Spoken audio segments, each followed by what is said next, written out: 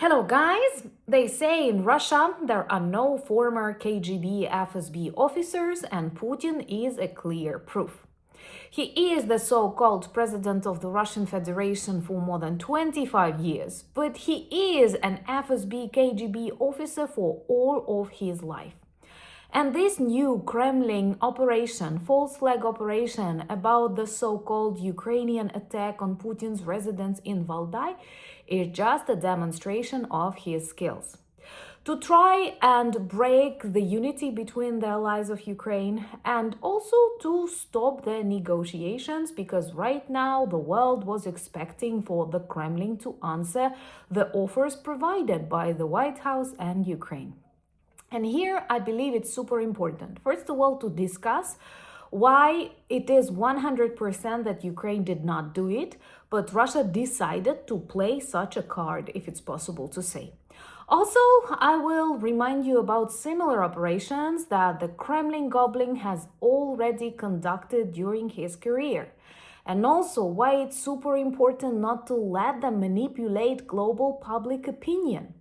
Also, that is the best illustration why we cannot sign any agreements with Russia. Because on the very next day, they will organize another false flag operation and claim Ukraine was the one to do it and no security guarantees for such a country. Trust me, the only working peace plan is to defeat and demilitarize Russia. My name is Anna, I'm from Ukraine, I'm in Ukraine, and if you want to see Putin in The Hague, subscribe and share these videos. It is super important because Russia uses these fakes, and some countries like India and Pakistan, united in this aspect, keep sharing these total lies from the Kremlin. So let's begin. Why did the Kremlin need it? It was pretty obvious that the conversation in Mar-a-Lago will demand Putin's reaction. And I think that Russia hoped for another ambush, for another very problematic conversation between Zelensky and Trump, but our president came prepared with the support of EU allies and managed to conduct all of the meeting in a very positive mood. And in general, Trump remained satisfied with Zelensky. Unfortunately, we do have to pay attention to the satisfaction of Donald Trump because we need the support of the US intelligence, and in general, it's really wise to keep the United States on track with the rest of allies. Believe me, in the coming years, we all will need that too. But anyway, after this successful, to some extent, conversation in Mar-a-Lago, Putin was expected to respond, and he did not receive the things he wanted, like an ultimatum for President Zelensky or some very negative comments coming from the White House. So perhaps during that night, they were thinking about the potential reason to stop the negotiations and blame Ukraine.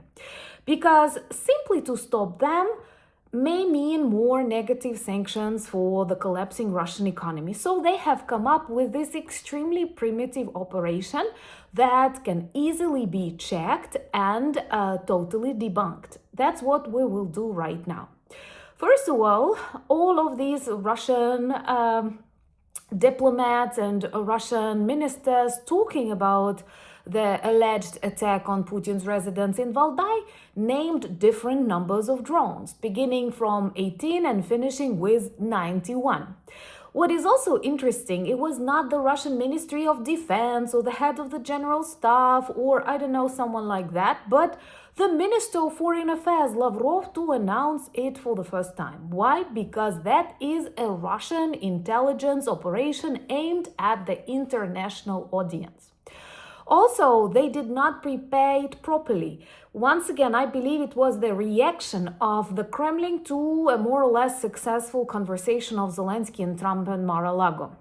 That was unexpected for the Kremlin. So they did not manage to prepare it properly, and in all the Russian public's Telegram channels that track explosions, Ukrainian drones, now they have many of such because we do visit their military facilities. There were no news about any explosions, any air defense work, air raid alerts in the region near Putin's residence in Valday. Second, there is an airport nearby, Pulkovo, you might have heard this name. That is a big active airport, and guess what? It continued working all the night. And you all know I often report on the channel about the attacks of Ukrainian drones on military facilities, for example, around Moscow, the capital of Russia, and whenever the drones are in the sky of the region, they have this operation that is known as carpet, literally closing all the airports, canceling the flights because it's dangerous. The trajectories of drones are unpredictable. The work of air defense is also very dynamic. So the fact that they claim there was an attack of drones on Putin's residence and the nearby airport continued working also demonstrates it was a very quickly designed fake. What is really bad here, that Trump is prepared to believe these BS.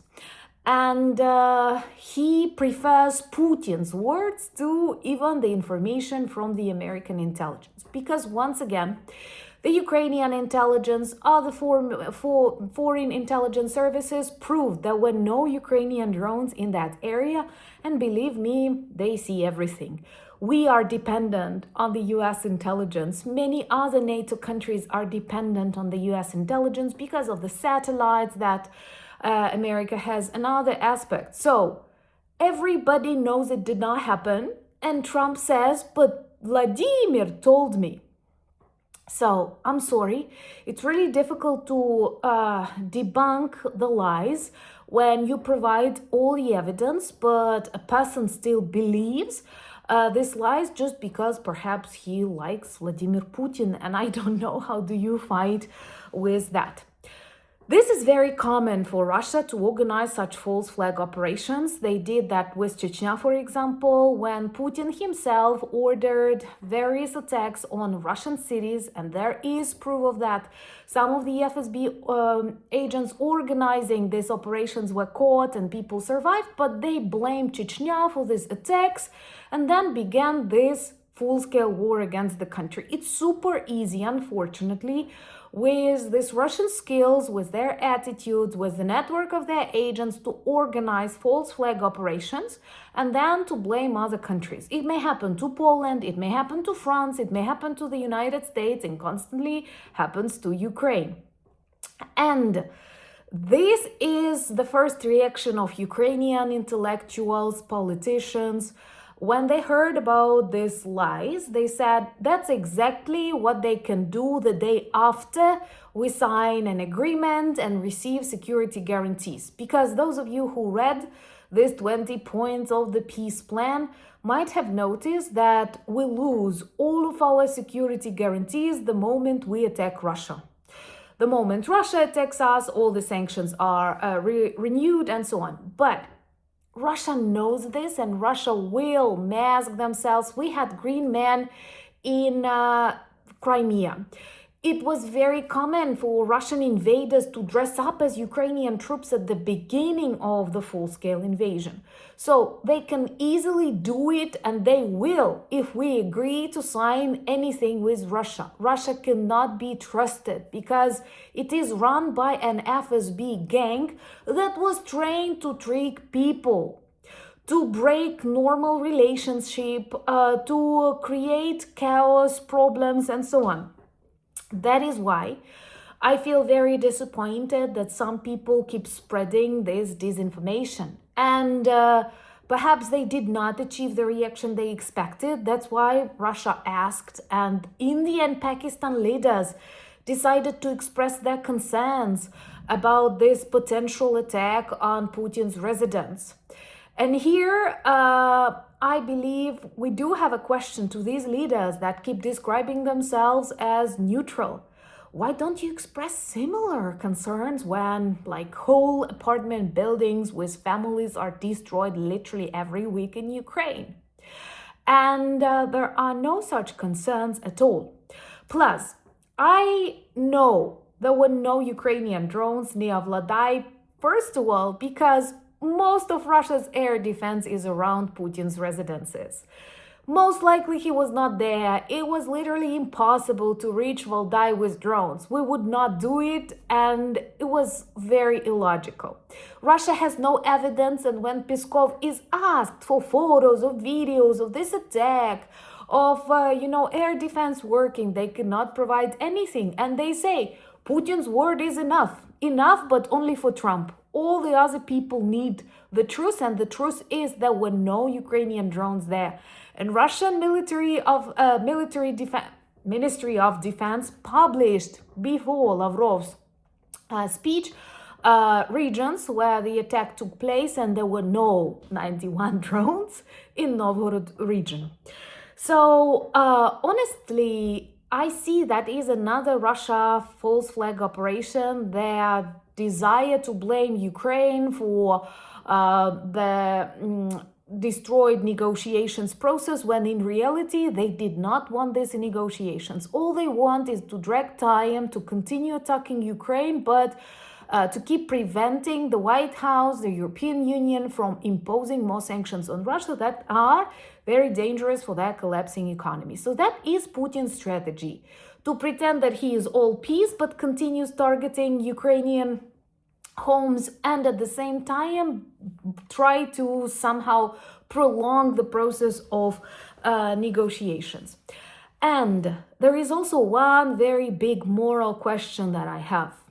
Why Putin's attacks on Ukrainian kindergartens, cancer hospitals, Ukrainian government districts, because we had the parliamentary buildings targeted, also a potential attack on President Zelensky during his trip to Ireland when his aircraft was followed by, 3 unknown drones. Why all of this is taken as okay, but the attack on Putin's residence was treated as a tremendous problem? There was no attack. But why it's okay to attack Ukrainian kindergartens, Ukrainian president, but Putin is protected, and Modi and Trump are so concerned?